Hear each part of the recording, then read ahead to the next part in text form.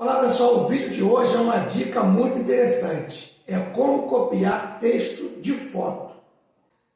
Você vai fazer isso sem precisar instalar nada no seu celular. É muito simples. Por exemplo, vou abrir o Instagram.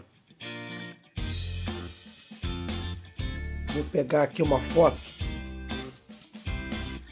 A legenda está em inglês. Vou dar um print da tela, transformei em foto. Vou aqui na galeria, Google Lens. Clica aqui. Você pode selecionar o texto que você quiser na foto. Vou selecionar tudo.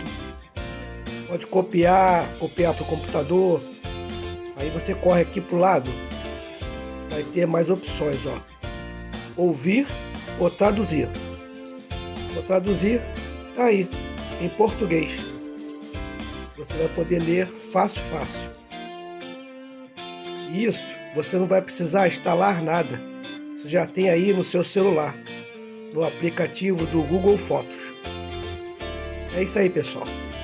Então é isso aí, essa foi a dica de hoje. Se você gostou, deixe seu like, compartilhe com seus amigos e até o próximo vídeo.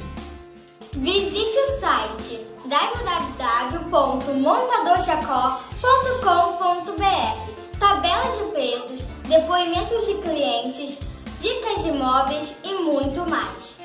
Telefones 3251 1031 ou 964 38 17